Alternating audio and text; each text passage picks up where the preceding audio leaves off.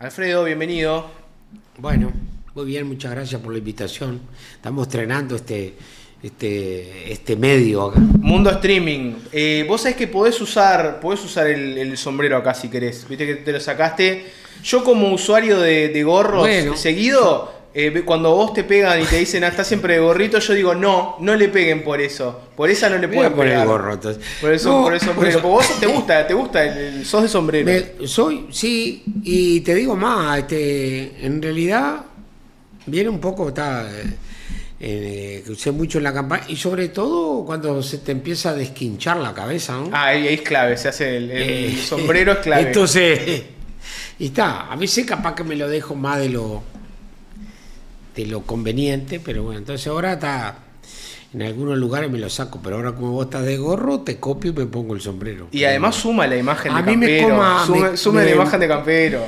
No, pero es que a mí me queda cómodo, ¿me entendés? Porque después me puse corbata, normalmente no ando de corbata. No me parece que yo le tenga que decir a alguien, tendrías que haber venido de corbata porque sos jerarca o lo que sea, pero bueno, yo qué sé.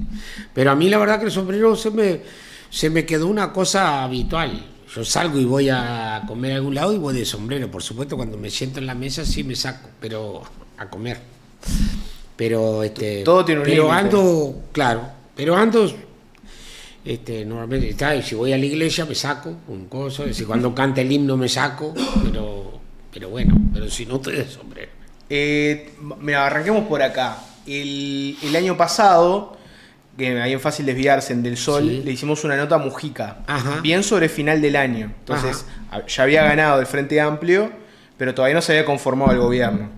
Y una de las preguntas que le hicimos a Mujica fue, ¿le hiciste algún pedido o le diste algún consejo a Orsi para armar el gobierno? Y él dijo que solo uno, y dijo que puso tu nombre. Que dijo, me gustaría que Frati sea el ministro de Ganadería, Agricultura y Pesca. Habla un poquitito de ese vínculo, ahí Mujica-Frati. Bueno, ahí... ¿Sabías ese dato? Me embromás bastante. Sí, sabía, sí. No sabía que lo había hecho público en los medios de comunicación, pero me lo dijo personalmente. Yo le hice un solo pedido a Yamandú y es que me gustaría que vos ocuparas la cartera de ganadería, lo cual me emocionó en aquel momento y me emociona ahora igual. Porque para mí fue un tipo despegado, ¿no? Más allá de la cuestión política, partidaria, fue un consejero, un tipo cuando yo tenía duda iba y consultaba, como cuando en otra etapa de mi vida consultaba con mi padre las cosas que tenían que ver con el trabajo agropecuario de un establecimiento familiar que estuve administrando. Entonces, bueno, para mí, y aparte de eso, cuando vos pensás en términos políticos, que en realidad su sector tuvo más votos que casi todos los otros partidos políticos,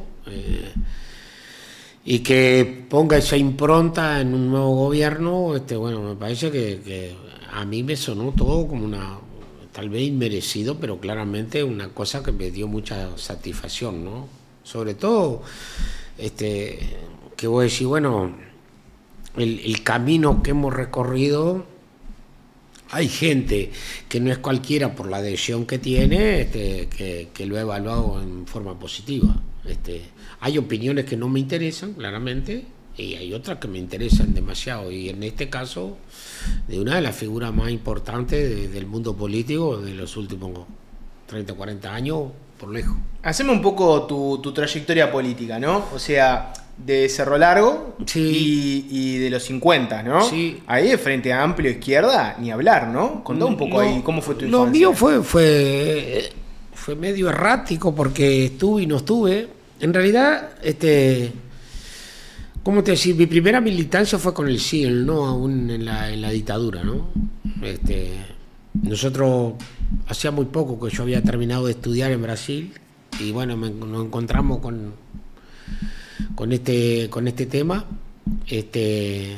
y bueno, y ahí obviamente en Cerro Largo al decir de Wilson, en una época, no en esta, pero anterior a esa, lo único que había colorado era el jefe de policía y el gerente del Banco República, ¿no? Otra cosa, como que no había opción. Cerro Largo blanco. Y la izquierda poco también.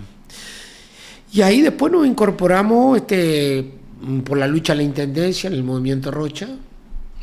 Con Nino Boa. Con Nino Boa.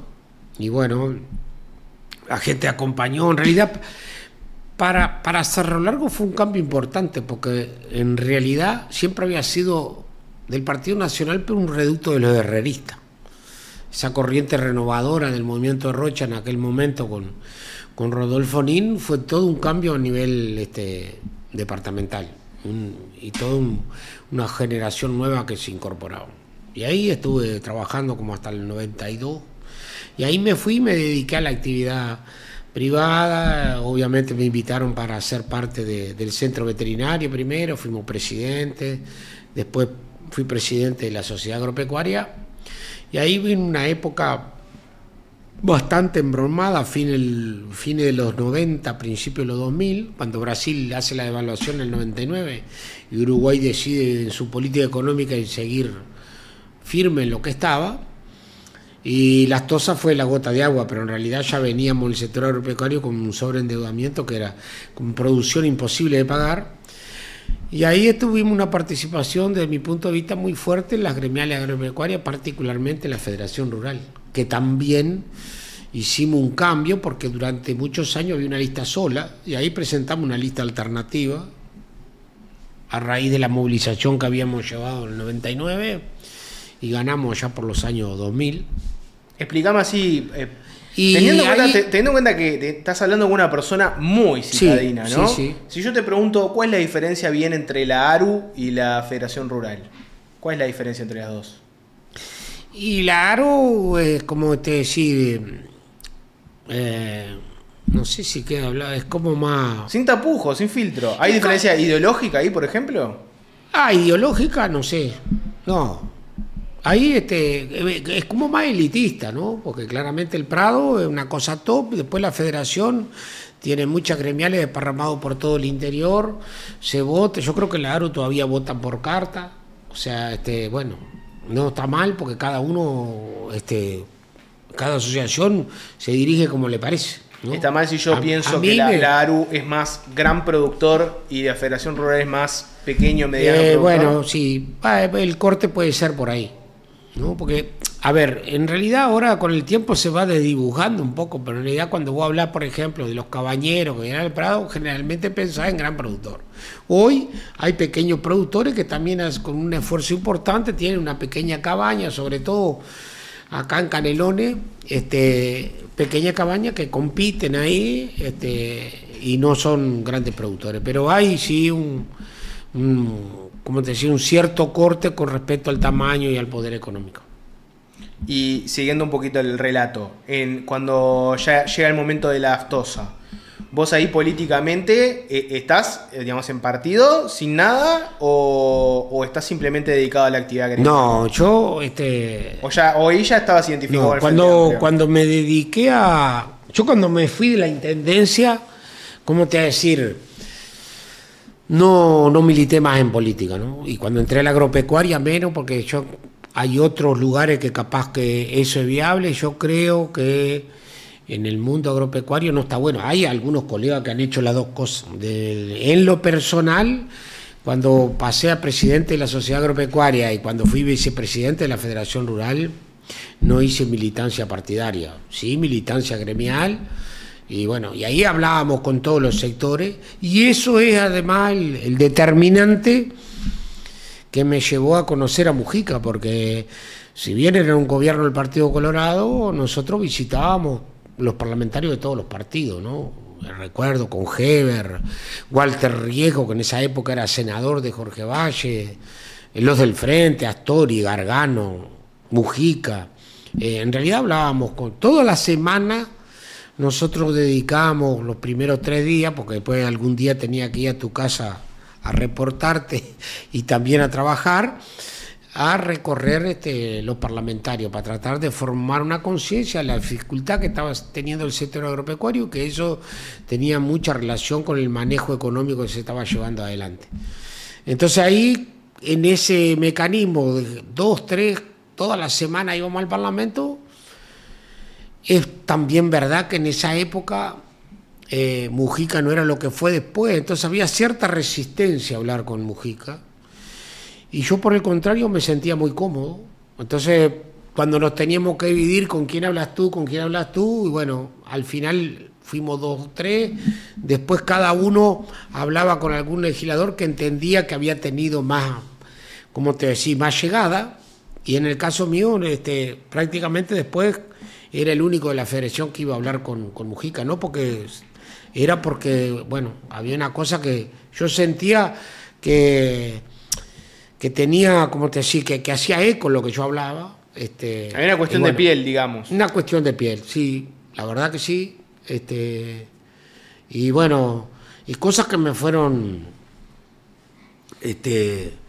llamando la atención, ¿no? De aquel individuo que rompía moldes en el Parlamento, y que a uno mismo le costaba ver cómo se vestía, su figura y demás, pero que cuando te sentabas a hablar con él, bueno, derrochaba posibilidades de intercambiar, de opinar, y que no te hiciera sentir como que... porque uno cuando va al Parlamento, cuando vota en el llano, te parece que tiene una intrusión diferente, y en realidad después, cuando te toca estar, te das cuenta que uno más, que la sociedad eligió para estar ahí. Pero bueno, yo no sentía eso en ese momento, siempre tenía una cuestión, voy al Parlamento, hablar los parlamentarios, y parecía que estaban en un escalón de sapiencia diferente, ¿no? Mujica te hacía sentir que podías hablar y que estabas al mismo nivel. Bueno, y todas estas cosas nos fueron acercando a un personaje increíble, y que yo siempre doy gracias a la vida de haberlo podido conocer y después militar con él desde el 2020, desde el 2004, ponele, para acá, ¿no? Que a su vez, cuando decidí incursionar en política, nuevamente, después de ese silencio, renuncié al INAC, que era donde yo estaba como delegado de los productores, y me dediqué a la campaña política por el Frente Amplio y por la 609. Uno piensa en, yo qué sé, productores rurales, en el campo, en el interior, en el agro, y por lo general piensa en Partido Nacional, ¿no? Sí. No piensa en Frente Amplio. Sí. ¿Cómo es la relación con el Frente Amplio de la izquierda y el campo para vos? Y bueno, yo creo que Mujica marcó un antes y un después. De tener cero penetración en el sector agropecuario, empezó a tener alguna lucecita en algunos lugares. Y hoy yo creo que hay gente, reconozco gente que está repartida en las gremiales que votó al Frente Amplio en forma minoritaria, pero está cuando antes prácticamente era nulo. No sé, pero si yo me retrotraigo, no recuerdo en esa época que yo estuve en la federación algún votante del Frente Amplio, en esa época. Después creo que ese periodo de que la política económica desconoció el sector agropecuario, más el fenómeno de las tosas, hizo que muchos gremialistas agropecuarios tomáramos la opción del Frente Amplio. Hubo como un efecto calentura, digamos. Yo creo que hubo un efecto, sí, importante. Sí, claramente. Sobre todo porque no sentimos receptividad. Yo recuerdo, por ejemplo, en la época que estaba Bención de Economía, que esto no tiene nada que ver con la persona, ¿no? Pero sí con la concepción. Cuando fuimos a hablar y dijimos el problema del campo, dijo, mire, para mí un pedazo de campo, una bicicleta, una heladera es exactamente lo mismo.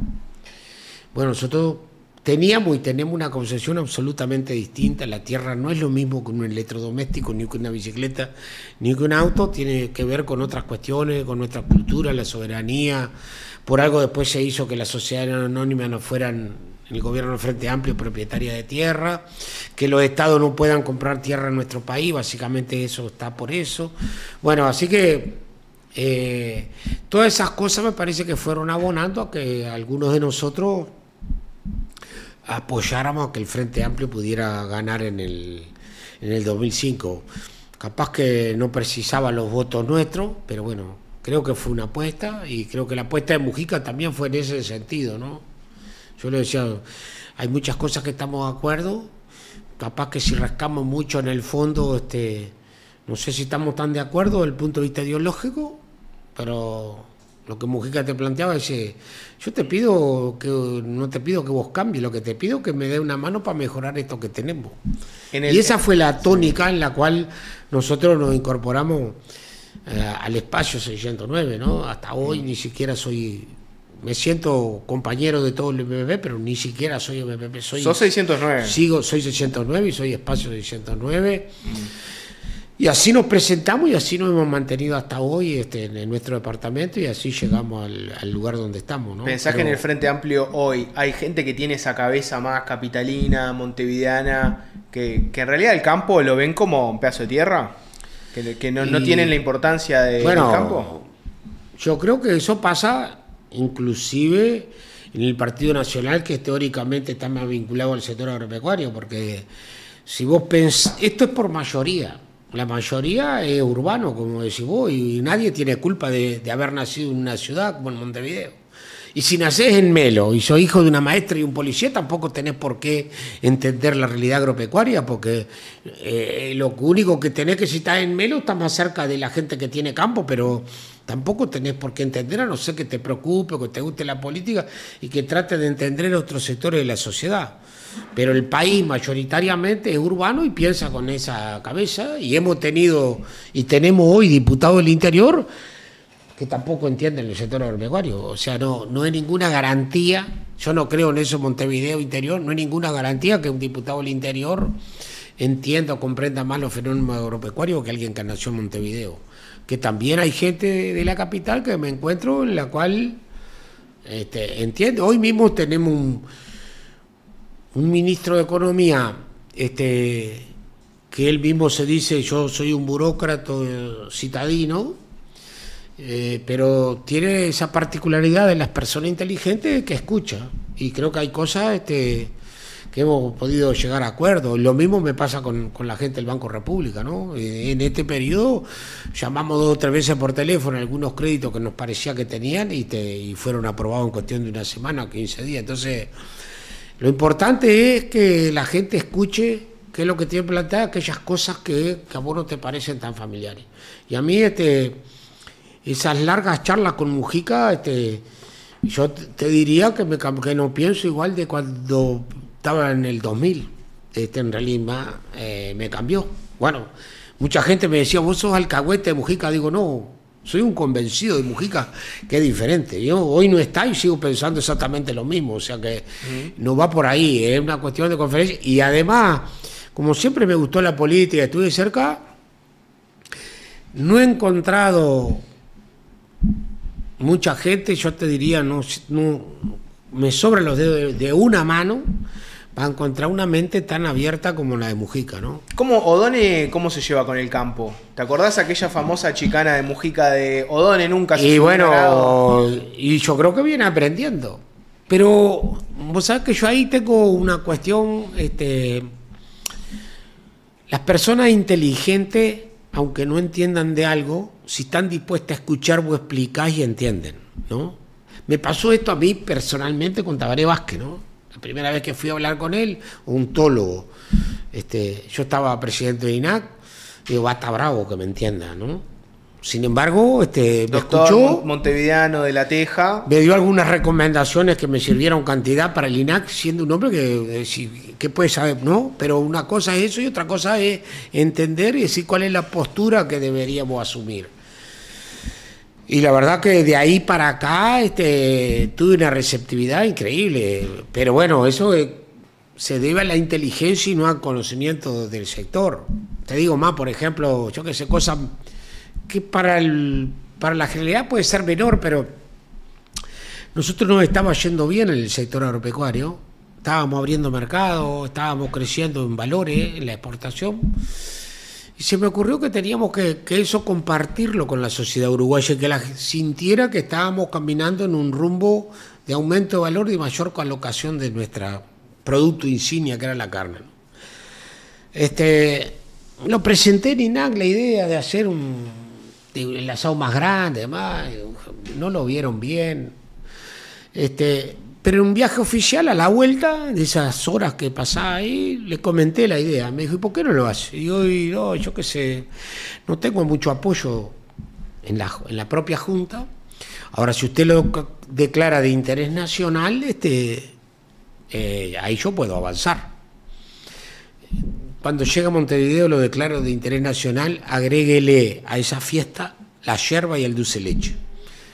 Hable con Conaprole, vamos a poner. Para hacer todo el paquete uruguayo, la carne, el dulce de leche. Y todavía le dije, vamos a tener algún roce con Argentina, no importa. Póngale el dulce de leche y la yerba. Bueno, hablamos del dulce de leche con Conaprole, la yerba con Canaria. Entonces la idea es, venite con el mate, te ponemos la yerba y te invitamos a un asado, porque después obviamente se sirvió.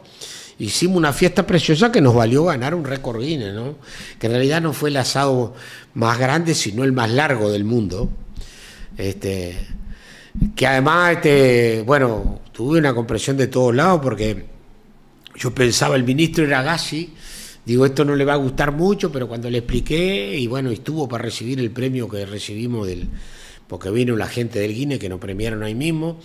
Entonces te digo, las personas inteligentes hay que darle el espacio para que, si están dispuestos a escucharse, te puedan entender otra realidad que no les es común. Bueno, y eso me ha venido pasando con O'Donnell, la verdad. Esto es así. Y no me extraña, porque también eso me había pasado precisamente con Tabaré Vázquez.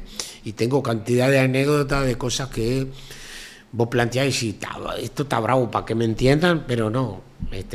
Cuando la persona es inteligente, está dispuesta a escuchar, te entiende. Y eso es lo otro que me dejó marcado a fuego Mujica, es siempre dejar un lugar para la duda, y que vos no tenés toda la razón y el otro puede tener que ser un cachito de razón. Y bueno, eso me sigue acompañando. Yo creo que era mucho más cerrado de lo que soy ahora, que no quiere decir que sea muy abierto, pero sí que... Pero más que antes. Pero sí, soy mucho más abierto que antes, claramente. Intersección de campo, izquierda, Mujica, nos da colonización, por ejemplo. Sí. ¿No? Vamos a hablar un poquitito de colonización.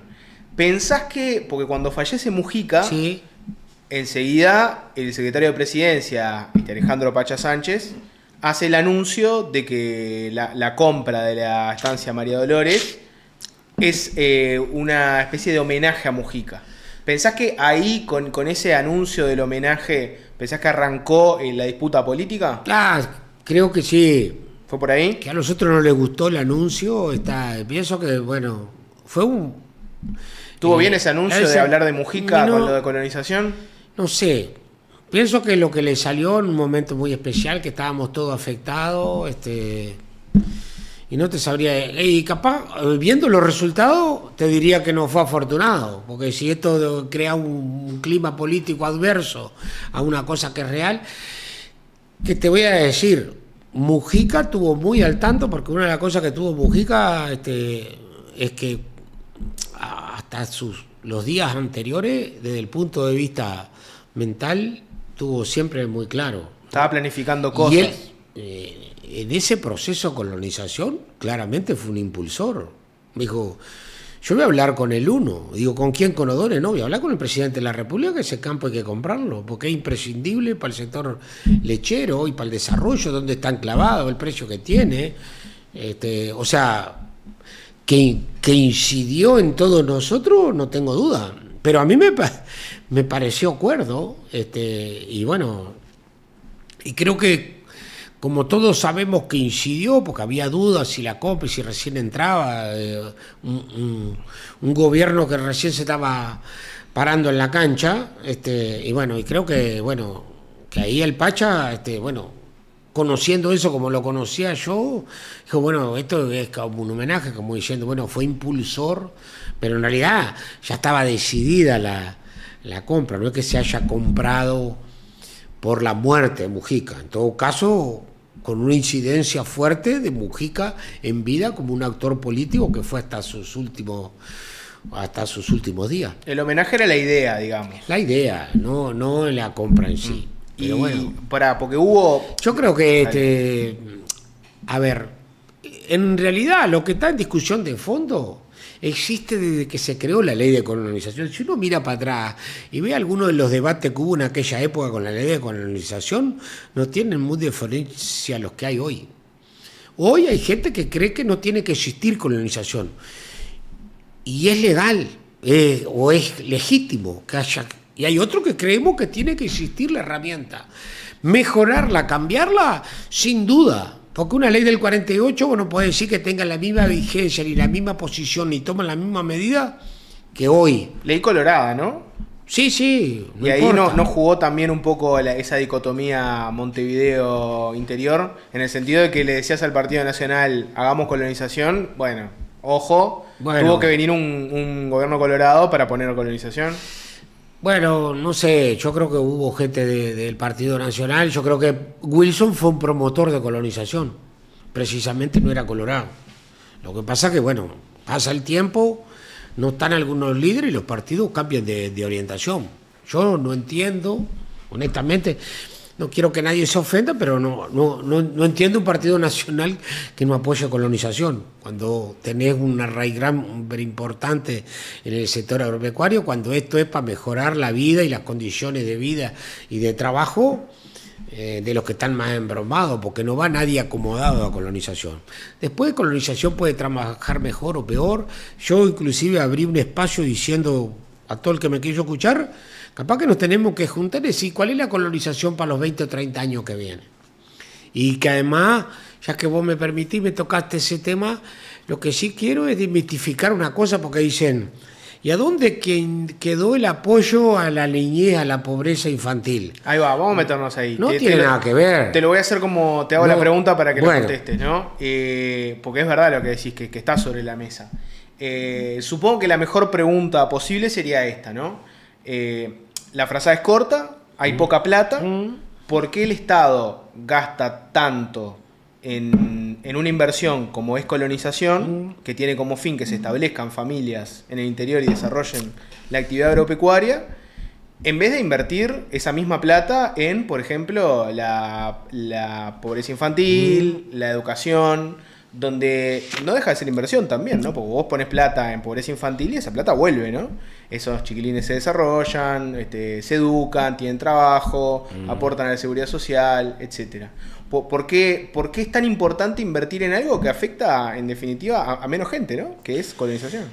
Bueno, yo no creo que sea menos gente, pero lo que digo es, lo que vos inviertas hoy en salud, en todo eso, que por supuesto es absolutamente necesario, eso es un gasto o una inversión a largo plazo. Esto es una inversión directa y un capital que el país lo atesora. Por ejemplo, si nosotros pensamos que en los años 2000 los campos valían 200, 300 dólares, el capital que tiene colonización, que se dice vale tantos millones, pero es porque lo tenía cuando no valía nada o cuando valía muy poco. Entonces esto lo capitalizó, como hacen los países desarrollados. Yo lo dije esto en el Parlamento. Noruega, por ejemplo, tiene petróleo, no gasta todo el producido del petróleo. Lo que hace es una parte lo deja para las generaciones futuras. Y estas inversiones en colonizaciones para mis hijos, los tuyos, mis nietos, tus nietos, para el futuro, a más de dar solución a una cantidad de familias que si no que son las que hemos venido expulsando como sociedad por décadas. Y que después nos asombramos de la pobreza infantil y los cinturones de miseria que tienen las ciudades, sobre todo Montevideo, que no tenemos mucho, no hemos podido solucionar, porque no atendimos a los que se vinieron del interior profundo, porque si vos rascás tercera o cuarta generación para atrás, es gente que vino del interior profundo, y ya no te digo del interior de las capitales. Primero vende el pedacito de tierra porque no le dio más, no da más porque hay en el mundo entero hay un crecimiento de tamaño mínimo para vivir dignamente el sector agropecuario, que esto mucha gente no lo sabe o no tiene por qué saberlo, pero esto es una realidad acá y en el mundo entero. No le dio más, vende, compra una casita en las orillas de nuestras ciudades del interior, pero el resto, los hijos, lo más probable, vengan a buscar trabajo a los lugares que se supone que vas a encontrar como Maldonado o Montevideo. y si ligás mal que no encontrás un trabajo adecuado, no te afirmás, lo que te espera es recostarte en algún asentamiento. Entonces esto es una cuestión en el mismo sentido por otra vía. Pero aparte de eso, lo otro que no se dice es que hoy hay que atender la colonización con dinero, pero en realidad lo que estaba establecido era que de las transacciones agropecuarias, o sea, no pedirle al fisco, sino de las transacciones agropecuarias del propio sector, un porcentaje fuera colonización. En el periodo pasado esto lo eliminaron. Que es digamos, los negocios privados del campo. Los negocios privados, colonización. Un porcentaje, es decir, lo que se generó en el campo, que vaya para colonización y con eso pueda atender parte de los requerimientos, porque si tú ves la cantidad de gente que está anotada en colonización, supera por lejos la capacidad que vos tenés que atender. Pero eso es como el razonamiento que hacía Mujica. Si no puedo, cuando me decía, yo cuando tenía 20 años quería cambiar el mundo, y ahora si puedo cambiar la vereda de la puerta de mi casa me siento satisfecho. Pero no es un poco, y esto es un poco eso. Pero la discusión de colonización no es un poco parecida a eso de que capaz que no puedo cambiar el mundo, pero puedo cambiar la vereda. O sea, sí, probablemente no puedas cambiar el hecho de que la gente se está yendo del interior, ¿no? Y del campo concretamente. Sí. Probablemente no lo puedas cambiar, pero, por ejemplo, podés sacar a una persona a un asentamiento, darle una beca. Bueno, no, pero primero si vos mirás María Dolores, te lo llevo para este lugar. Lo que me generó eso, cuesta, yo tengo 32 millones, ¿no? Que parar la hemorragia antes. Lo que me generó eso. No, pero a ver. 32 millones, eso es el valor de la tierra, quiere decir que eso no se gastó. Eso es patrimonio que tiene la nación. Claro, pero porque eso sí, no es un patrimonio que tiene la nación. Pero sacar a un chiquitín de un asentamiento es una inversión igual que esa, ¿no? Bueno, pero tiene que ir por otro lado, porque una cosa no quita la otra. Vos primero tenés que pararla, o detener o bajar la hemorragia que vos tenés que te genera eso, porque esto está antes del que está en el asentamiento. Si se nos sigue yendo gente masivamente de esta forma que ha pasado durante décadas, y bueno, cuando sacamos uno va a entrar otro y así no paramos más. Entonces, pero con colonización no vas a parar los asentamientos. No. Ya es una cosa endémica, ¿no? Ya es una cosa endémica. Vos podés, que aquel que se quiera quedar en el sector agropecuario, dándole más tamaño, se pueda quedar. En el caso de la lechería, primero las industrias no pueden marchar si no hay leche. Y segundo, hay tamaños mínimos que está determinado inclusive por el INALE, que hay muchos productores que no acceden, que son 110 hectáreas mínimo para vos vivir dignamente en la lechería. Y entonces si vos le das o tamaño para recriarlo lo más ineficiente o alimentación, como es el caso, ahora hay más de 900 hectáreas planteadas, bueno, vos le estás dando espacio para que alguno más se pueda quedar.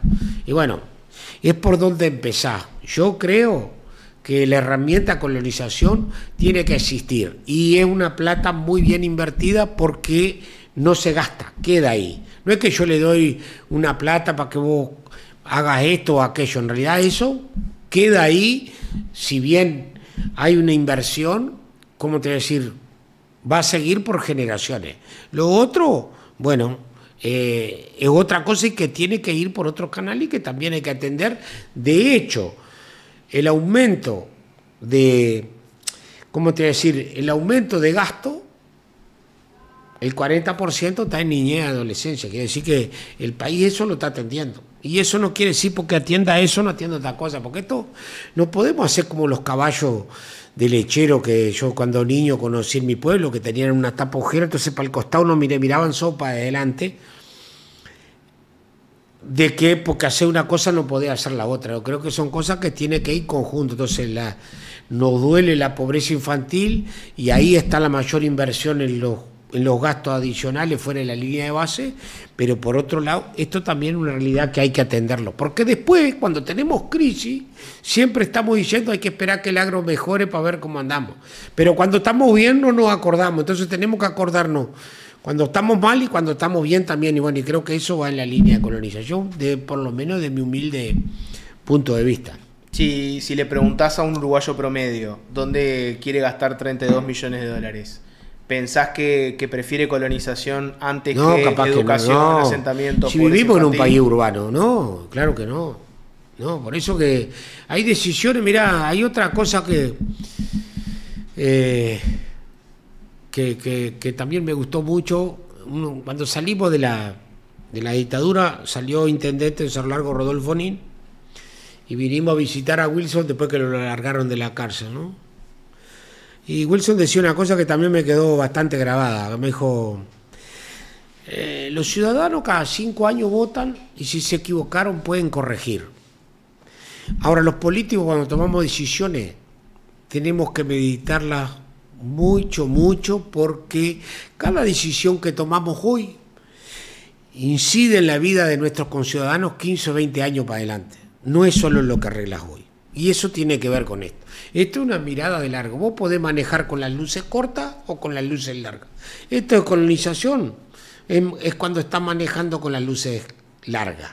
Lo otro es ver cómo hacer para solucionar los problemas que tenés hoy en la sociedad, que también no podés solo en la larga, porque si no correr el riesgo de pasar por arriba de los pozos que tenés inmediato. Pero va en ese sentido. Son cosas que van a impactar 15 o 20 años para adelante. Colonización tiene un componente fuerte ideológico, ¿no? Que viene capaz del artiguismo, con la idea de que sí, la persona común, el uruguayo común, si quiere tener tierra, que tenga y que la pueda trabajar. Como que el acceso a la tierra no esté solo para la gente que tiene muchísima plata, sí, claro, o eventualmente grandes empresas. Hoy, ¿la tierra es accesible para el uruguayo promedio? No, pues tiene un precio que no es accesible. O sea que si vos querés que... Y lo que vuelvo a repetirte, acá y en el mundo entero el tamaño mínimo para vivir en el sector agropecuario ha ido aumentando. Por lo tanto, el Uruguay, si quiere tener política de tierra y si quiere respetar aquellos mandatos artiguistas, y tiene que ayornarse. Entonces vos tenés que darle posibilidad, si no podés darle tierra porque es muy cara, posibilidad de agrandar su posibilidad de trabajo, o con alimento, como puede ser parte de lo que va a pasar María Dolores, algunos estableciéndose y otros dándole un lugar de recría, que se llama, que es aquellos animales que tenés, si tenés un tambo, suponete la vaquillona, hasta que no tiene edad de quedar preñada o embarazada, como dirían en la ciudad, no te está produciendo nada. Bueno, capaz que si yo te doy un lugar para tú te podés ocupar ese lugar con un animal que esté en producción, y ahí vos tener mayores ganancias y poder sustentarte, porque en definitiva nadie se va a volver rico con colonización. Lo que puede ser es que aquel ciudadano que se quiere quedar, pues yo no estoy de acuerdo a aquello tampoco, que porque naciste ahí te tenés que quedar toda la vida, pero para los que se quieran quedar puedan tener opción de hacerlo, y eso es colonización. ¿Va a acompañar a todos? No, pero yo creo que es una apuesta. Por eso te digo, yo creo que acá se divide los que creemos en esta herramienta y los que creen también con legitimidad que no debería existir. Y lo que está en el fondo es eso, porque la discusión que se armó después no tiene ningún sentido. Primero, que la gente había laudado hace muy poquito de que había una propuesta electoral de 25.000 hectáreas para la lechería. Estas son 4.000, o sea que estamos empezando. Ahora, claro, si cada vez que el Instituto de la Nación cumple algo, que está cumpliendo con un programa de gobierno que laudó la ciudadanía, tenemos este escándalo, se le va a dificultar a la gente de colonización para seguir adquiriendo campos. Pero esta es la realidad. Hay gente que nunca estuvo de acuerdo, entonces después le busca el pelo al gato de si es barato, si es caro. Y yo lo otro es... todo lo que llega, cuando colonización hace una opción, es porque hay un privado que estaba dispuesto a pagar. Y a mí que no me vengan que le convenía porque está pegado, porque está cerca, cosas. El privado no regala ni un peso, porque si no, no tendría plata. Porque el que es mano abierta no tiene plata, esto está clarísimo, ¿verdad? Tiene mucha contracción al trabajo, o heredó o la hizo, pero siempre sobre la base de no malgastar. No hay por algo la tiene, digamos. No hay ningún empresario que malgaste nada ni que te pague por algo lo que no vale. Entonces, la discusión del precio está laudado cuando si hay un interesado privado, cuando pasa de determinado tamaño va a colonización dice, ¿lo puedo comprar o no? Bueno, y en este caso se entendió 4.000 hectáreas en una zona de cuenca lechera, que hay muchos productores pequeños, y que además, cuando vos colonizás, tenés que darle posibilidades a esa gente que siga evolucionando. Entonces está bueno que tenga escuela cerca, que tenga UTEC, que tenga UTU o educación terciaria. Eso es lo que le gusta capaz al dirigente local también, ¿no? Pues si hablas con un Enciso, por ejemplo, te va a decir, quiero que venga esto. Capaz si hablas con un Da Silva, te va a decir, no me gusta este proyecto. Ahí juega un poco lo local, ¿no? Sí, no, pero a ver, yo no es en mi departamento y estoy de acuerdo. O sea, no a mí me parece que 4.000 hectáreas, cuando el 25% además tiene estructura para riego, ya que estamos hablando de riego y que ahora hay represas multiprediales y que vamos a tener que tener una represa en Casupá para darle agua a Montevideo, todas esas cosas, y vos tenés ahí, cuando te dice que el maíz puede producir 3 veces más con riego, tener el 25% del área, esto no es común. Yo te diría, no me animo a si en el país hay algún establecimiento de cualquier tamaño que tenga el 25% de riego. Yo creo que es bastante difícil. Y te llevo por otro tema. Pues también está el tema de quién tiene la tierra, ¿no? Hablamos de si puede un uruguayo promedio acceder o no. ¿Cuánto de la tierra que hay en Uruguay está extranjerizada? O sea que hoy lo tienen extranjeros. Y hay un porcentaje importante. ¿Cuánto dirías que es más o menos? Si me tuvieras que hacer una aproximación. No quiero, porque si le erro por 1 milímetro me van a pegar al otro día. Entonces, como ministro de Ganadería no quiero arriesgar el número, pero hay una porción importante. Y si te pido un comentario, ¿es demasiada la cantidad de tierra que tenemos extranjerizada? Yo creo que hay que prestar atención, porque en realidad cuando el Uruguay saca esto de la sociedad anónima, es justamente por eso, porque habían países interesados. A mí no me preocupa tanto que venga, porque la extranjerización, ¿cómo te voy a decir? Si viene alguien y se instala y vive acá y demás, a mí no me importa demasiado la nacionalidad. El riesgo que corremos es porque es un recurso finito, y sobre todo también por los recursos que tienen que ver con el agua, es que otros estados compren. Yo creo que ahí estamos en un problema. Cuando son particulares que compran y vienen y se instalan, no le veo demasiado problema. Nosotros tenemos en mi zona brasileros que han comprado en la frontera y que vienen y se han instalado y se han incorporado en la sociedad como uno más. ¿No pasa que a veces mirás de afuera el negocio del agro uruguayo y está muy extranjerizado en el sentido de que, yo qué sé, ahora vos mencionabas a los brasileros, ¿no? Mirás el negocio de la carne y ahí hay muchísimos capitales brasileros que están ahí, y si se te van de un día para el otro, pero te cambian la vida. Los que están en el agro, en la carne, en realidad están más en la parte de la industria, claro, no en la parte de la tierra. Pero pero ahí... Te lo llevé para el otro lado, que es la parte agroindustrial. No, pero ahí hay una diferencia. Una cosa es un frigorífico, que es un edificio, y otra cosa es la tierra. También ahí hay alguna diferencia. No, a mí no me preocupa demasiado. Lo que me preocupa es si se monopoliza. Bueno, no te preocupa tanto el frigorífico, si te preocupa más la tierra. Si un frigorífico tiene una variación de como se ha intentado hacer en un momento de chino, japoneses y brasileños, eso no me preocupa demasiado. Porque vos tenés además todos los argumentos para controlar eso. Sí me preocupa cuando uno empieza la a comprar tierra a las demás y el uso de la tierra, que no es lo mismo. El ejemplo que te presenté de mención cuando comparaba la tierra con otro bien, eso no es lo mismo. Pero si te preocupa, y no lo considero, no es una preocupación. A mí en el área frigorífica concretamente, que ha estado en discusión, lo que me preocupa es si se forma un monopolio. Cuando una compra a las demás.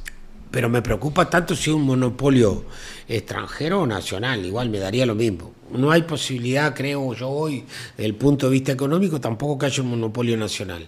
Pero sería horrible que haya un monopolio. Por lo tanto, yo creo que la diversificación y empresas que vengan a invertir en eso, como ahora el otro día fuimos, por ejemplo, a una empresa que va a producir raciones, que es una empresa nacional que se asoció con capitales franceses y mexicanos. ¿Eso es bueno? No, es bueno, porque son dineros que vienen, que invierten en el país y que los precisamos, porque si no tenemos inversión no vamos a poder crecer al ritmo que quiere crecer Odono. Entonces precisamos inversión extranjera y nosotros lo que nos cabe producir más.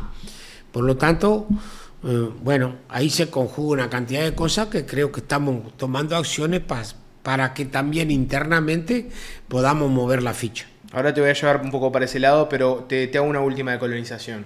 Una crítica que se le ha hecho desde la izquierda es que había como un uso político en una época de colonización. Sí. Y vos mirabas, yo qué sé, en la campaña pasada se habló mucho de, bueno, Manini, colono o no colono, Delgado, colono o no colono. La existencia de supuestos colonos VIP, ¿no? Colonos que están en el campo, tienen un campo de colonización, pero no lo trabajan ellos, están probablemente en la capital haciendo algo y ahí hay otras personas trabajando en la tierra.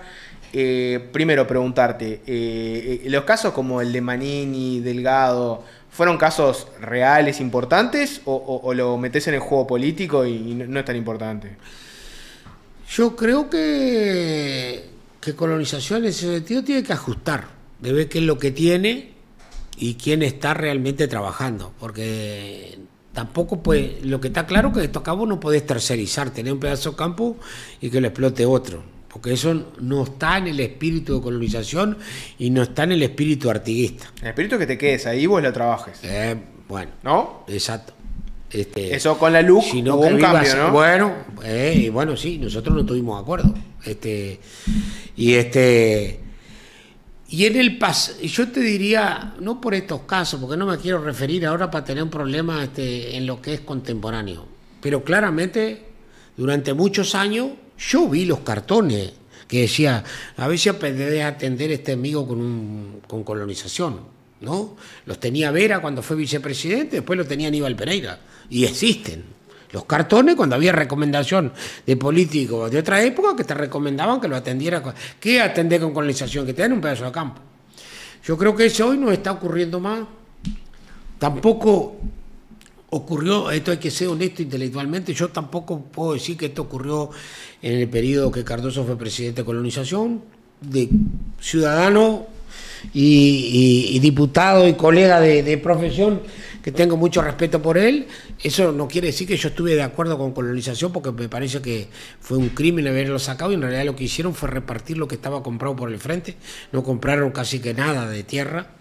No comparto esa política, pero tampoco puedo decir que funcionó el cartón para dar tierra en el periodo pasado. Creo que es una etapa que el país, como nación, creo que lo hemos superado, que no creo que venga un presidente de colonización ahora que sea permeable a que un senador, un diputado le mande una tarjeta y entregue un pedazo de tierra. Creo que eso está... Se superó. Que yo creo que eso se superó. ¿Y sigue habiendo pero algún no dirigente político sé que tenga campo de aquellos tiempos? No, eso no te puedo decir porque no lo sé. Si lo supiera te decía, pero no lo sé. Que lo otro que quiero decir es, a veces me preguntan de colonización cosas que no puedo responder porque el ministro lo que hace es... No soy el presidente de colonización. Nombra las autoridades, marca la línea política y por dónde querés transitar, pero no está en el día a día donde hay una directiva que además está integrada por la oposición. Entonces, los detalles que está ocurriendo hoy no lo puedo saber. Lo que sí creo que está claro, y me parece que esta colonización está en eso, es ver cómo están trabajando en la colonia y si hay casos de gente que no esté respetando las normas que se dio la propia colonización, que es que vos tenés que trabajar la tierra y no tercerizarla. Ya que te metiste ahí con también, viste, las gestiones de colonización, te hago una obligado, porque me obliga el senador Sebastián da Silva, que hoy puso, en realidad esta nota está grabada, la van a ver en unos días, pero en el momento que la estamos grabando, puso lo siguiente, te lo leo tal cual, dice... ¿Se acuerdan de Eduardo Viera, el que gastó 32 millones de dólares en una estancia? Trabajó 50 días, ahora pide un subsidio por 6 meses. O sea, Silva como que lo que critica es que Viera pide un subsidio por haber sido presidente de colonización y haber dejado el cargo. ¿Tienes algún comentario con respecto a eso? No, porque no lo sé. Lo que sí te quiero decir que también hubo un exorcismo con Viera. Porque en realidad, en la historia de colonización, han habido varios, no menos de 4 o 5 colonos que han integrado la directiva. Esto estuvo muy visible y además la compra, bueno, y terminó como terminó, pero no... La crítica era que era colono y presidente de colonización al mismo tiempo. Sí, pero eso ya había pasado, hubo varios directores que tuvieron colono y nadie le pareció mal. El tema de esto fue, y además... Hay que entender que ha habido un encarnizamiento con este gobierno de parte de la oposición, cosa que yo no lo había visto, no lo vi cuando ganó el Partido Nacional o la coalición republicana en la pasada, ni lo había visto antes, pero bueno, los tiempos cambian y los actores también, y después pasa esto. Pero no, la verdad que no sé.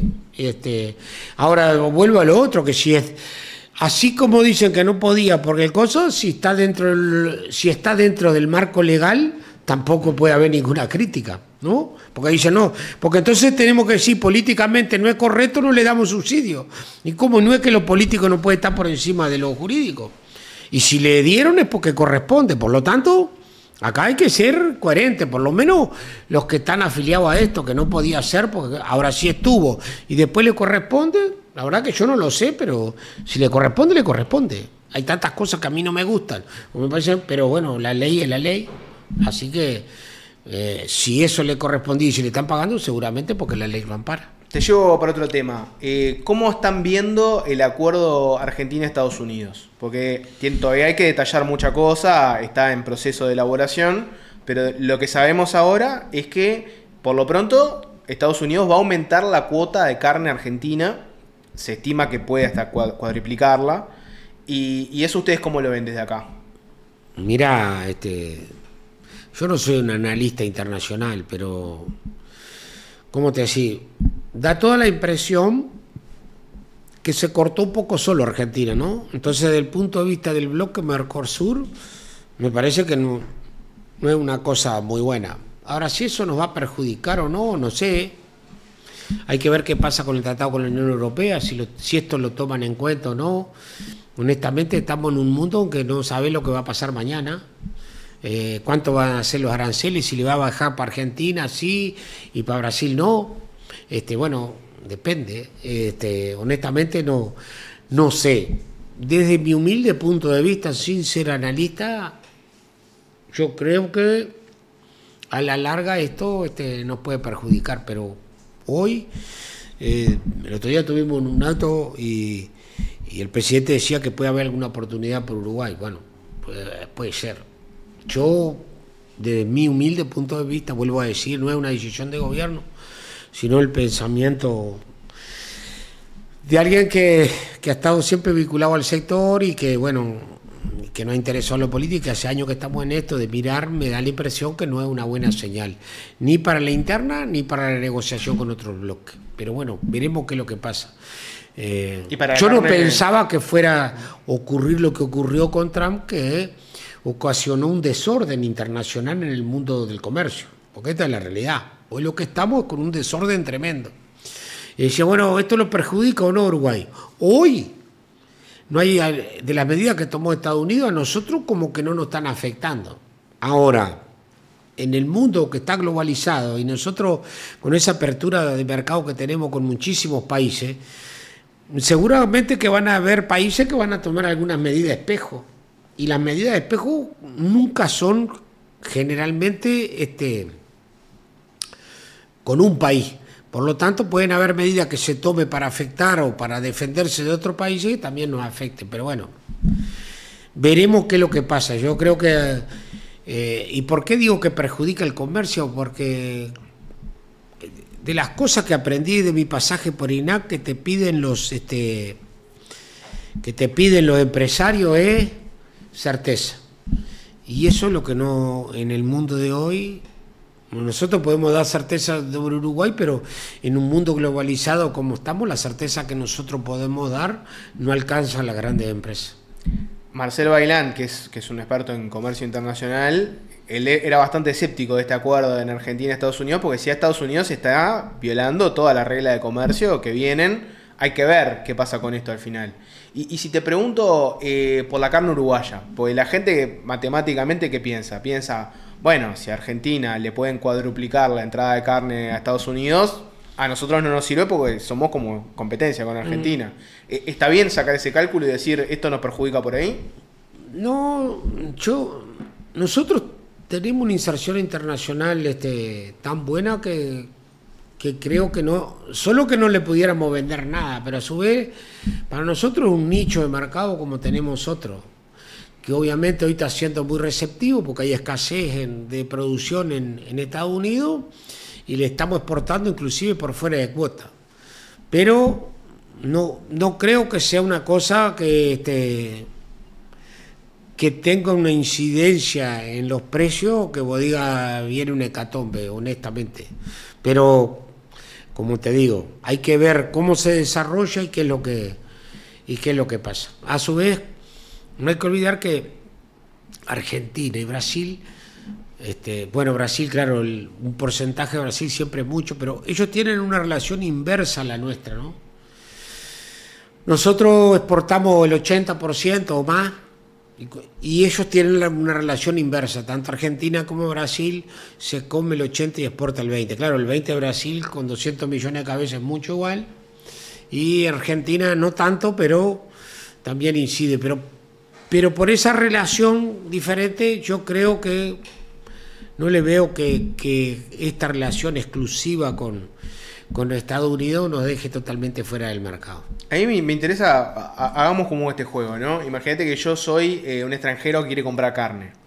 Y estoy viendo en la región, y tenés Argentina, Brasil y Uruguay. ¿Cómo me convencerías a mí de que compre la carne uruguaya en vez de la argentina o la brasilera? Pero que la carne uruguaya no es una carne de supermercado, es una carne top. Por la sostenibilidad, porque no hay trabajo esclavo, no trabajan los niños. Tenemos una criación a cielo abierto, mayoritariamente a campo natural, con los pastizales. Bueno, el Uruguay el año que viene va a ser copresidente del año de los pastizales de la FAO, no es una cosa, junto con Mongolia, no es una cosa menor.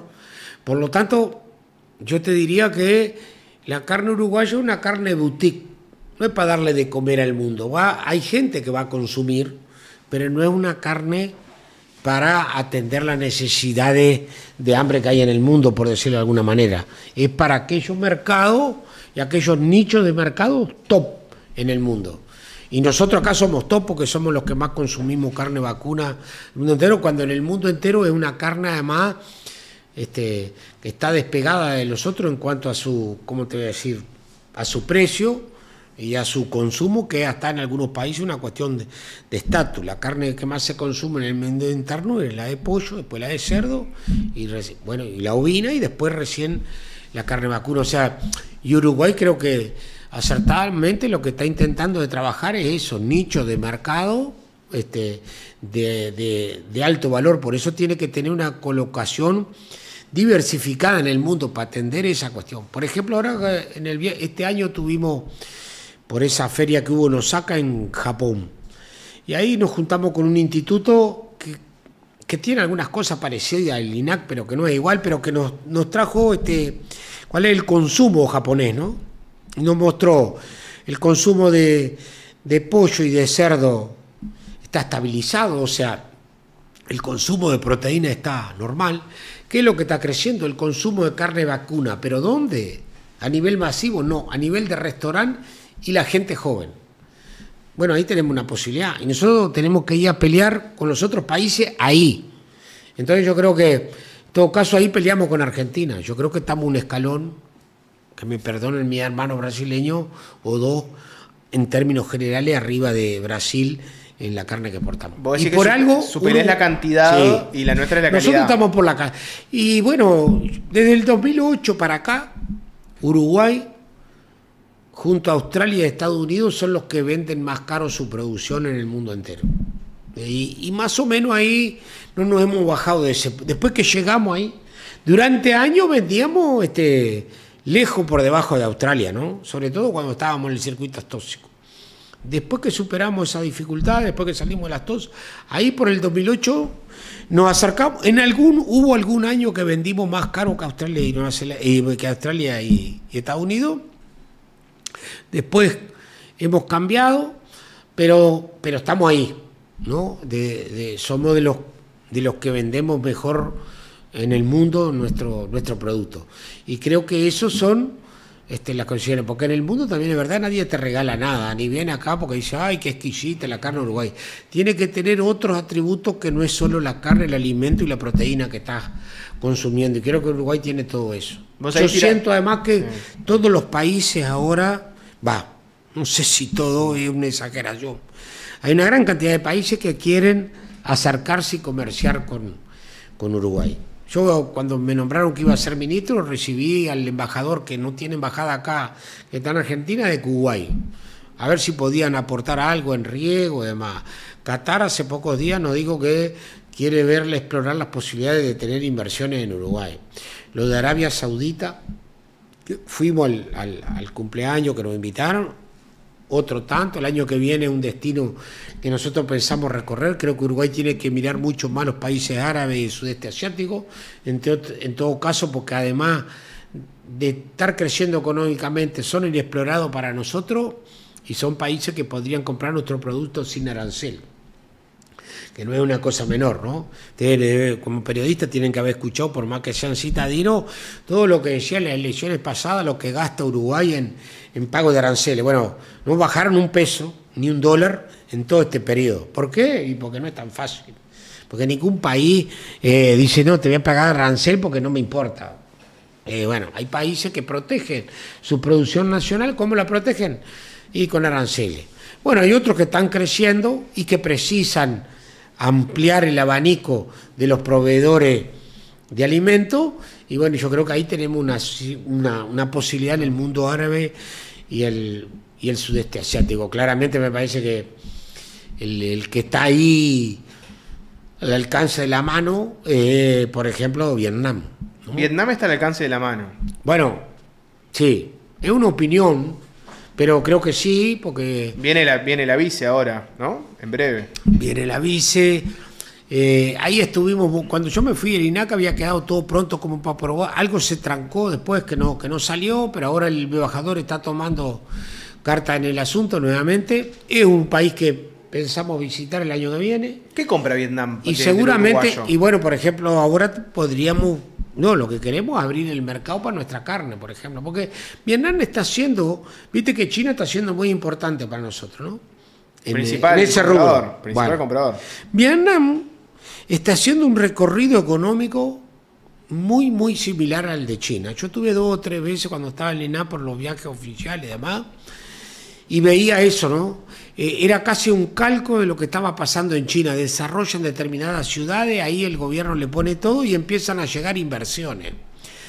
La última vez que estuve en Vietnam, ya hace más de 10 años, veía cómo había gente todavía en una moto que iba viajando con un cerdo atravesado, con grandes, como te decía, playas que parecían estacionamiento. En realidad en uno estaba para venir la Ford y en otra la Chevrolet, porque vienen a explotar ahí en lugares que tienen menos cobro de impuestos, y esa política que aplicó China en algunos países, algunas ciudades, para irla desarrollando, lo está aplicando Vietnam en su país, y creo que desde ese punto de vista al menos le está dando resultados. Entonces, por eso creo que es importante mirar los países que están en esa situación, y digo al alcance de la mano porque ya hubo tratativa.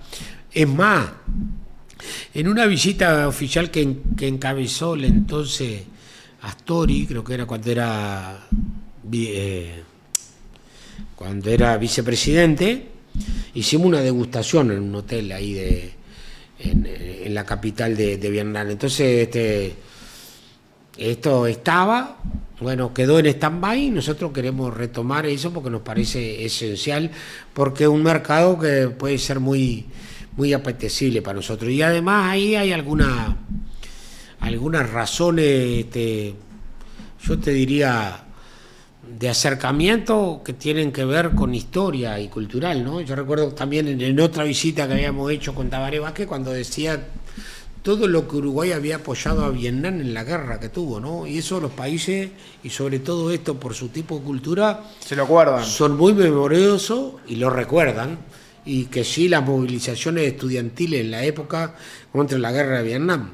Entonces, sí, lo ideológico, cosas así, no tiene nada que ver, pero la gente se olvida si fuiste solidario o no. Así como nosotros tenemos que tener un especial consentimiento con México por toda la cantidad de exiliados que recibió en nuestro país, o con todos los países que han recibido. Venezuela también. Venezuela, Suecia, bueno, por eso también a veces cuando hay algunos ciudadanos que se quejan un poco de la inmigración, yo digo, ¿cómo nos olvidamos rápido de lo agradecidos que estamos con aquellos países cuando recibieron a conciudadanos nuestros que tenían problemas políticos en nuestro país? Pero bueno, la historia después es implacable en eso. Y ahí, hoy, comercialmente, ¿quién es más importante para Uruguay? ¿China o Estados Unidos? desde mi punto de vista, claramente China. Y tenemos muchas más posibilidades de acercamiento. Ahora lo que estamos viendo es que Estados Unidos vuelve a prestar atención acá con esto que hace con Argentina. Capaz que también viene con alguna cuestión con Uruguay, no lo sabemos. Pero si yo cierro los ojos, pienso en lo que estamos entrando en un lado y en otro. Y la relación que hemos tenido, estamos mucho más cercanos a China que a Estados Unidos, sin duda. Y abierto... hablando pura y exclusivamente del asunto comercial, ¿no? Y abierto, porque viste que en el gobierno pasado hubo todo un ida y vuelta donde te decían las autoridades del gobierno de la calle Pou, miren que China quiere abrirse más, quiere comprar más cosas uruguayas, pero tenemos el tema de que quieren en bloque. No, la idea de la fantasía del TLC con China solo, y bueno, no quieren enojar a Brasil, no quieren enojar a Argentina, pero vos pensás que a veces que se habló de un tratado de libre comercio con China era puro humo, porque cualquier ser presente se da cuenta que eso no es viable. ¿Qué chance hay de hacer un TLC Mercosur-China no teniendo sé. a Milei ahí Yo creo que tan amigo de Estados Unidos? Yo creo que nosotros ahora lo que tenemos que enfocarnos es ver si podemos cerrar con la Unión Europea. Primero eso. Esto, yo siempre pongo un ejemplo que capaz es grosero, pero cuando hubo un cumpleaños, viste que la torta la sirven en pedacitos. Nadie te sirve la torta y vos te comas hasta que te llene, ¿no? Se va repartiendo. Bueno, y esto es lo mismo. Entonces yo creo que nosotros ahora tenemos que ver cómo hacemos para ajustar y poder entrar en este acuerdo con la Unión Europea. Y después pensar en acuerdos más macro. Yo creo que no es fácil para un bloque como el Mercosur, tratado de libre comercio con China como con Estados Unidos. Me parece que son bastante más difíciles. Ahora, si nosotros avanzamos con la Unión Europea y capaz que mañana se abre otras posibilidades o se cierra más, no lo sé. Lo que sí digo que individualmente estamos fritos. Que el Uruguay, más allá de lo que piensen otros países en la región, siempre tiene que pensar en clave de Mercosur. Que no estamos de acuerdo con cómo ha marchado el Mercosur, no hay ninguna duda. Todos pensábamos que íbamos a ir más rápido, hemos ido muy lento, pero fuera no tenemos chance ninguna. Y hagamos este ejercicio, ¿no? Unión Europea, Mercosur. Un gran problema que tenemos ahí es, digamos, el productor rural europeo, ¿no? Sí. El francés particularmente es el que capaz tiene más poder de lobby ahí. Imagínate que yo soy un productor francés y te digo, la verdad que un acuerdo Unión Europea-Mercosur nos mata, viene toda la producción de Sudamérica y a mí me van a perjudicar. ¿Cómo me convencerías de que no, de que está bueno que se firme? No, al francés no lo va a convencer con nada. No hay nada que le puedas decir que lo convence. No. Y si yo estuviera allá tampoco. Me sirve porque estoy de este lado. Esta es la realidad. Cualquier productor de la Unión Europea te diría que no. Es que es muy difícil que aplauda el tratado, porque ellos no tienen condiciones de producir y competir con nosotros. Esta es la realidad. Pero como la Unión Europea tiene ese sistema de subsidio al productor, en vez de subsidiar la producción, subsidia al productor para que se mantenga la producción y mantenga, porque hay todo también un entramado con el turismo, ¿no? No es lo mismo vos tener los campos ocupados y bien trabajados que si estuvieran abandonados. Yo creo que va a seguir existiendo y seguramente dispondrán otros recursos para apoyar ese sector. Pero claramente, si tú estás allá y te va a venir con mayor facilidad una producción con la cual vos no podés competir, y bueno, y sí, es muy difícil que lo puedas convencer. Vos le dirías, quédate tranquilo que estás en un país que te va a subsidiar tu producción. Sí, y sí, ¿no? Como lo ha hecho hasta ahora. Que no te preocupes, francés, que vas a seguir trabajando tranquilo. Que es lo que no te vamos a sacar el laburo. Es lo que le puedo decir. Pero claro que si estás allá, y bueno. Es como, yo te diría, salvando la diferencia, si acá decimos mañana que traigan la cantidad de pollo que quieran de cualquier lado, preguntarle a los criaderos que hay acá o a la gente que está en eso si les sirve. Y no, esto es un rubro que está protegido en Uruguay. Bueno, entonces, sí. Nadie quiere perder. Y no. Nadie quiere perder. Y nadie quiere salir tampoco de su estado de confort, ¿no? Es más, yo recuerdo que algunos productores que pudimos visitar en España, y algunos, me acuerdo uno del país de Gales, lo que reclamaban era que hubiese más subsidio del gobierno. O sea, que ya en ese momento, ¿no? Estaban, digo, años atrás reclamando de que tenía que haber más subsidio, porque además en la Unión Europea, no te olvides que arrancó con los países centrales, después se incorporaron otros países, y esos otros países también te estaban demandando. Bueno, si ahora somos parte de lo mismo, también quiero los mismos apoyos que tuvieron los países centrales, y bueno, y tienen más poder económico que nosotros, pero tampoco infinito. Entonces tienen claramente dificultades. Es más, vos fíjate que China, en la dimensión que tiene, salió a hacer un estudio de salvaguarda porque los productores le protestaron, porque China impulsó que se pusieran a tratar de producir carne vacuna. Y ahora cuando se encuentran que van a comercializar, como que no les cierra mucho los precios que alcanzan en la interna para competir con lo que viene de afuera. Mandaron una inspección de técnicos chinos a visitar Brasil, Uruguay y Argentina, a ver si tienen que tomar alguna medida o no con nuestra producción, porque le está compitiendo fuertemente con la producción china, teniendo en cuenta que la producción china es imposible que dé para abastecer su mercado interno, ¿verdad? Pero de cualquier manera sintieron la preocupación y salieron a hacerlo, y están en eso, y todavía no tenemos el resultado si van a tomar alguna medida, ¿no? Yo creo que por el tamaño de China y por la demanda de alimentos que tiene, no creo que tome medida. Es lo que pienso y lo que aspiro. ¿Qué va a pasar? Tampoco lo sé. Hay que esperar que termine el estudio de la salvaguardia que han hecho en estos 3 países. Que también es verdad que nos dijeron que no es un problema con Uruguay, pero sí es un problema con los volúmenes que manda Brasil, por ejemplo. Y como no pueden tener una cuestión determinada con un país, hicieron con la región. Nosotros estamos en la última frontera agrícola, y para ellos esto es todo como una gran región de producción de alimentos, ¿no? Nosotros, Paraguay no, porque no le exporta a China, pero sí nosotros, Argentina y Brasil. Entonces están haciendo ese estudio que, bueno, yo espero que este mes o el que viene estén los resultados y nos saquemos esa espera inconveniente de encima. Te hago un par antes que nos quedemos sin tiempo. Una como más filosófica, ¿no? Viste que probablemente haya como 2 escuelas sobre el campo en Uruguay, ¿no? Una persona te va a decir, Uruguay fue, es y será un país del agro.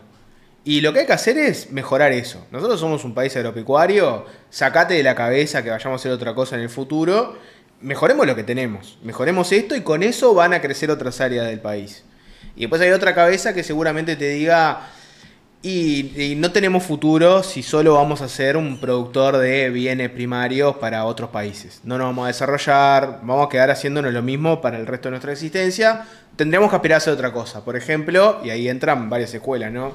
Para algunos es ser un país industrial, algunos te hablan de la tecnología, del software, de los servicios. ¿Vos qué pensás? ¿Pensás que somos y tenemos que ser un país agropecuario, o pensás que en algún momento hay que hacer una transición a otra cosa? Yo estoy en el medio. ¿Estás en el medio? Cosas. Sí. Primero, todas las veces que el país intentó ser otra cosa no fue mal. Y dimos con los burros en el agua. Eso es historia. ¿Podemos incursionar a estas áreas? Bueno, creo que sí. De hecho, la renovación que se hizo en la energía es claro. Un eólico que tiene que ver con el sector agropecuario, nada. El viento, lo único que tiene que ver. Ahí hubo una... Yo creo que en el área tecnológica estamos en condiciones. En el área industrial, honestamente, no la veo. En el área de tecnología sí, de hecho está creciendo, pero hay que ver qué volumen adquiere. Hoy, como país, no pensamos que eso nos puede bancar algún sector de nuestra sociedad. Entonces, y en el agro falta mucho de agregado de tecnología. En el agro no estamos en el top que está la calidad de carne de nuestra carne, por decir una redundancia. Tenemos mucho para agregar ahí, Fíjate que hace poco estuvimos visitando un tambo robótico. Las vacas entran solas, se ordeñan solas y se retiran. No hay un ser humano ahí. No, hay uno porque hay uno que tiene que controlar la computadora. Hay un supervisor. Claro, pero no es que hay uno que coloca la teta en un pezón, ¿verdad? Claro. Ya viene, la pezonera busca, agarra la teta, pero vos tenés una computadora que te está midiendo porque alguna lechecita ácida va para otro lado y vos tenés que precisar un ser humano, pero precisar un ser humano con mayor formación tecnológica. Pues si yo me bajé del caballo y voy a la computadora... No entiendo nada. Claro. Ahora estuvimos con el presidente en la cosecha en la inauguración de la cebada. La máquina que subimos ahí es una cosa imponente, ¿eh? Se maneja con una computadora. Tiene una dirección que poco hace la dirección, pero después toda la computadora, si levanta, si baja, si va más rente, si le da más espacio, si cambia la lona, todo eso es con botones. Me pidieron me dijeron si quería manejar, dije no, porque capaz que salgo marcha atrás. O sea, no. A un papelón. Seguro. Entonces, me parece que, a ver, tenemos que seguir avanzando en eso y en otras áreas como la tecnología, la robótica, todo eso, pero para vos es por el lado tecnológico. No va una cosa y la otra. Pero para vos es por el lado tecnológico y vos decís, sí. Y además meteme lo tecnológico en el agro. Exactamente. Viene por ahí para vos. Para mí viene por ahí. De las posibilidades que uno ve. Ahora el mundo ha cambiado tanto que en 30, 40 años uno no sabe qué es lo que puede pasar. Pero te hago un cuento viejo, pero que no es tan viejo. Cuando decidimos, lo que dije anteriormente, incursionar en la Federación Rural y presentar una lista, los celulares no eran comunes. Y hicimos una coleta y compraron un celular, porque en ese momento yo fui el candidato, y me dieron un celular a mí para yo poderme comunicar con los otros que tenían teléfono fijo. Y pasó ese año, a fin de año yo tendría que pasarle el celular a otro que encabezara la lista y no se lo pasé a nadie porque ya todos tenían celular. Tan rápido fue que ni nos dimos cuenta de aquel ladrillo a una cuestión que ahora no damos abasto a atender todos los que salen nuevos y yo que sé cuánto usamos de esto, ¿no? Entonces, es difícil prever. Bueno, ahora está la GPT, ahora vino la inteligencia artificial, yo que sé qué va a ser, pero yo lo veo el Uruguay agregándole que tiene muchos pisos para crecer en el sector agropecuario, agregándole a lo que fue y a lo que es hoy y desarrollando otras áreas en el área de la tecnología. Y si uno ve además la cantidad de gente que está trabajando a distancia para bancos chinos, para bancos mexicanos de elaboración de software, de programas, realmente, bueno, en Uruguay ya hay empresas que están trabajando para otros países, ¿no? Algunos que te exigen saber portugués, saber inglés, obviamente. Bueno, entonces que ahí se está abriendo un área de posibilidades de trabajo y que eso después queda como avance para el país, porque vos trabajás en una empresa, te desarrollás y ves otras cosas y cuando cambiás de trabajo terminás aplicando en otro lado lo que aprendiste en la primera que estuviste trabajando. Entonces, y de lo tecnológico en el agro, ¿a quién hay que parecernos más? Dame un ejemplo así mundial de, mirá, lo que hacen estos con la tecnología en el agro es lo que tendremos que hacer nosotros. No, yo creo que nosotros ahí tenemos que tener un camino propio, pero obviamente en cuanto a la importancia del sector agropecuario y cosas, yo creo que un país que no hemos mirado siempre y que no tiene el desarrollo tecnológico que yo creo que nosotros podemos alcanzar es Nueva Zelanda. Nueva Zelanda. Me parece que tiene ahí un convencimiento propio.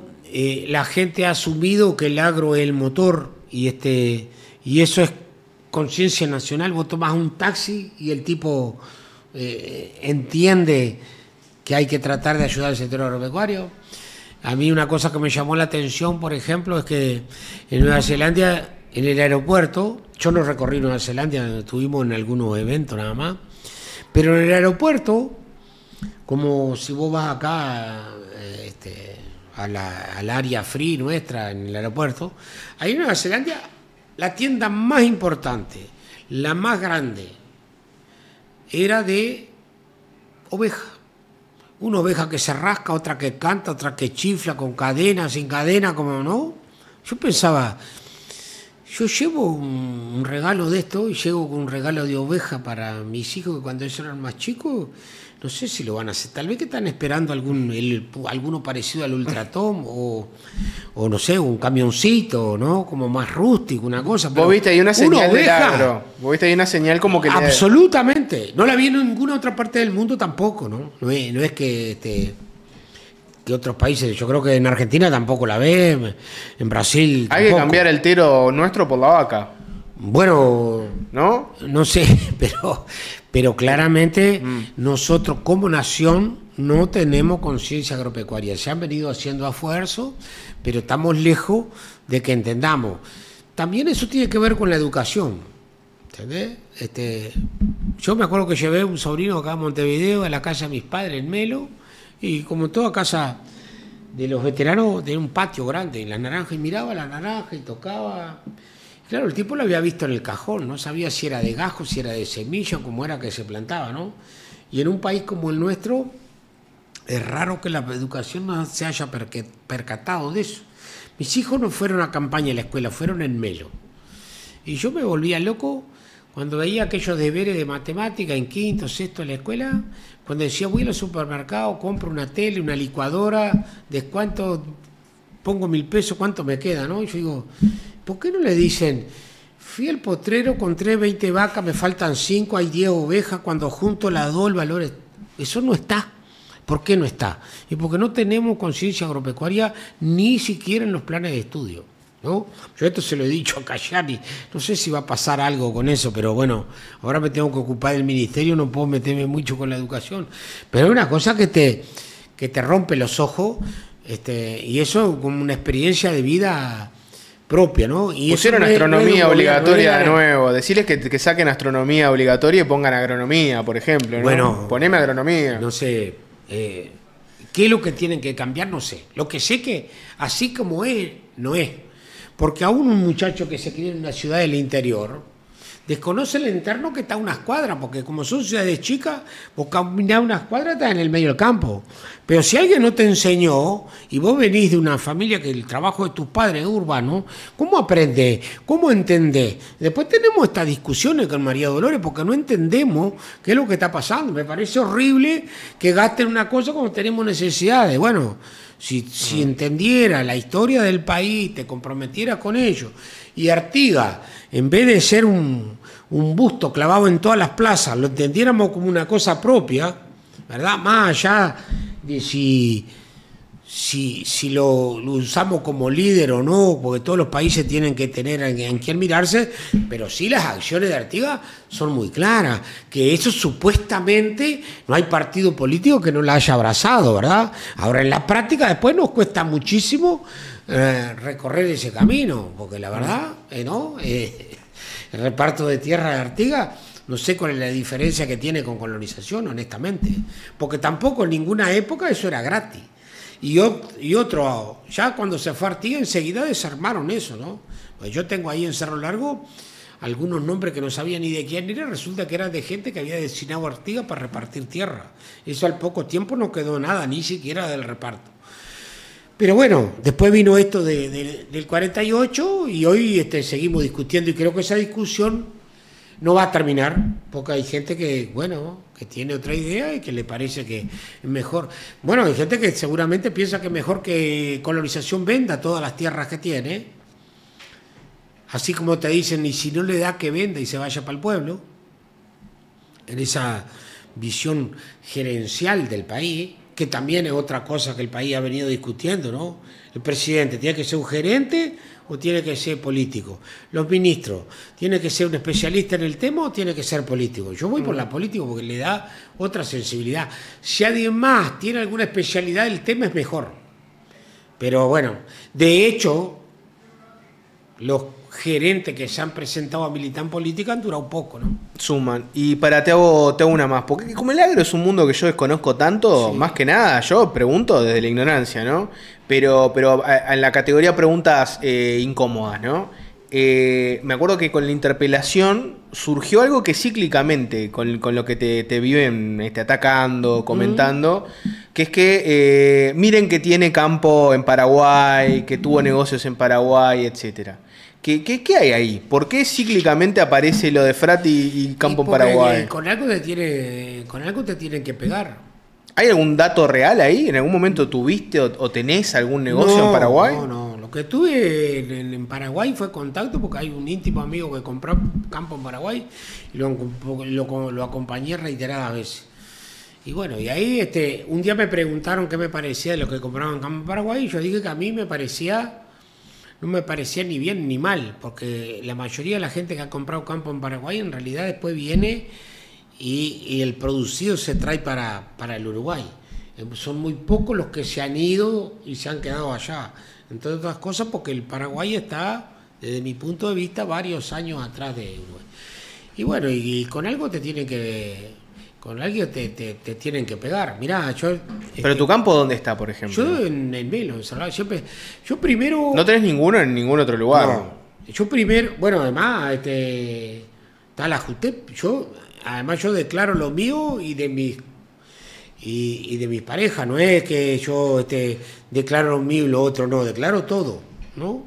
Inclusive de la pareja que estoy separado también declaro. Entonces, lo que te digo es, vos podés estar en cualquier parte y después te pegan con lo que les parece. Yo estuve en la comisión de tenencia responsable y yo dije que a mí no me parecía mal en su momento, después el presidente Vázquez lo prohibió, la carrera de galgo. Bueno, nos visitaron el Parlamento, yo dije que no me parecía mal porque el que tiene un galgo es porque no puede tener un caballo. Bueno, después fueron a un programa de tele y dice que yo debía de ser golpeador de mujeres porque si no quería los animales tampoco quería. Porque se supone que si habilita la carrera de galgo no querés los animales. Bueno, está, y eso no lo podés evitar. Y esto como la verdad que yo cuando me vine de Brasil me dediqué a trabajar un campo familiar y después cuando nos dividimos con mi hermano, porque la vida cruza y los hijos van creciendo, y una cosa con tu hermano y otra cosa con los sobrinos. Y bueno, y compré un campo, vendimos ahí donde estábamos y compré un campo cerca de Melo, que es el que tengo hasta ahora. Y bueno, y después yo qué sé, que pongan lo que quieran, pero yo tengo ¿cómo te decir? Una conducta y una trayectoria que puedo mostrar y que está todo a la vista de todo el mundo. Y a su vez la declaración que todos los años hago a la UTE y a su vez en el Banco República, porque al ser persona políticamente expuesta, todos los años tenés que declarar qué es lo que tenés y dónde tenés. Así que, nada. Ahora sí, la última. El mejor corte de carne para un asado. Lo dice el ministro de Ganadería. Dale, te la tenés que jugar por uno. No digas el asado porque no es el asado. Si me preguntás a mí, para mí es el vacío. No, para mí el bife ancho. Para vos es el bife ancho. Sí. Que acá en Uruguay no tiene tanta atracción, ¿no? Para mí no hay nada como el bife ancho, el entrecó. Ese es de cuando fuiste a Brasil y después ¿no? El bife ancho es muy de Argentina, de Brasil. Acá en Uruguay, ¿por qué no es tanto el bife ancho? ¿Por qué será? No sé, viste que acá... Se está poniendo de moda igual el bife ancho. Aquí en Uruguay, lo que se puso más de moda acá en Uruguay es la colita de cabadrín. Sí, está bien. En una época, si íbamos a comer un asado, no tenías duda que vos llegabas y encontrabas los huesos con carne, ¿no? Que eso es lo tradicional. Sí. Eso fue cambiando y ahora te invito a un asado y es colita de cuadril, mayoritariamente. Sí. Porque creo que rinde y a su vez tiene un precio más bajo que los otros. Ahora, yo particularmente, si me quiero dar un gusto, voy a comer y pido un bife ancho. Un bife ancho. Y además, para los que no somos especialistas en las artes culinarias, creo que es un corte que... Sale fácil. Y es difícil que se te pase. Está el bife angosto, por ejemplo, que es muy bueno, pero hay que... Si te pasás, se seca. Y como que el bife ancho está ahí en un intermedio. Y bueno, me parece que... A mí es el que me gusta más, pero... Capaz que si hablas con un chef te dice otra cosa. Si digo lo que pienso me cancelan, pero lo voy a decir igual. Asado como corte sobrevalorado. La gente, el purista del asado, que es loco por el asado, no es ni de cerca el mejor corte. Pero viste que tiene su tradicionalista que dice quiero solo asado. A mí el asado... Cada tanto igual, si estoy, viste, en esto que uno está, que en muchos restaurantes, cosas que es poco asado, me compro un asado. No importa que esté más caro que el otro. ¿Entendés? Porque me gusta. ¿Viste eso que dicen de la carne contra el hueso? Y es verdad. A mí me critican en casa porque no dejo resto para el perro. ¿Entendés? Aquellos que no dan solo comida, que a veces le dan algún hueso, además. Pelás hasta la última fila. Pelo hasta lo último. Y te diría que es como un saborcito especial.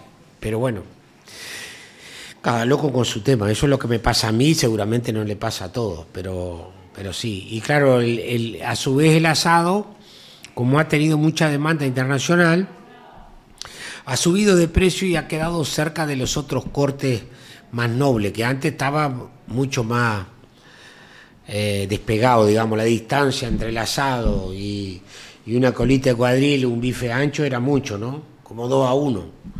Ahora no pasa eso, entonces por eso es que la gente se está volcando a otros cortes cuando convoca para comer un asado, que es una cuestión cultural que tenemos nosotros, que nos parece que si vas a hacer una reunión en tu casa, un cumpleaños, vas a invitar gente, como que si no hay carne hay algo que está mal, ¿no? Pero económicamente sigue sirviendo. Esto que en mi grupo de amigos sacamos la cuenta el otro día. Te juntás con tus amigos. Es más barato hacer el asado y poner alguna carne ahí que pedir un delivery para todos.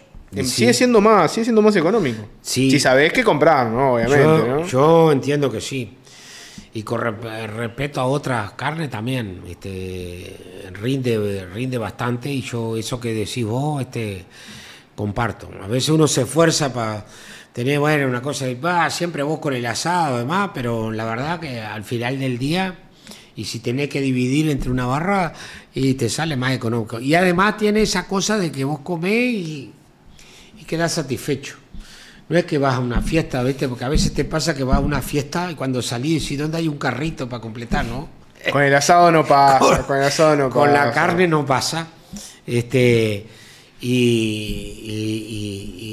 dura. Así que bueno, a mí me gusta el bife ancho, pero el asado cada tanto, si no lo tengo que pedir porque lo extraño. Capaz. Porque vengo de una generación que nos criamos, antes era solo asado, vamos a entender, cada reunión que vos hacías del liceo para acá era asado y mojarlo con alguna otra cosa, pero asado. Y después, bueno, en estos tiempos, como tú decís, se ha incorporado otras carnes que tienen claramente mayor rendimiento. Ministro de Ganadería, Agricultura y Pesca, Alfredo Frati, gracias por haber venido. No, gracias a ustedes y estamos en las órdenes. Vos que te quedaste hasta el cierre de la nota, ¿qué tenés que hacer? Tenés que suscribirte, tenés que darle like, tenés que poner la campanita de notificaciones. Todo esto en este canal de YouTube, que es el canal de Abueno. No te duermas y acordate de comentar, compartir, obligar a tus familiares, a tus amigos a que vean todas las notas de Abueno. Por favor, haceme ese favor. ¿Te cuesta tanto?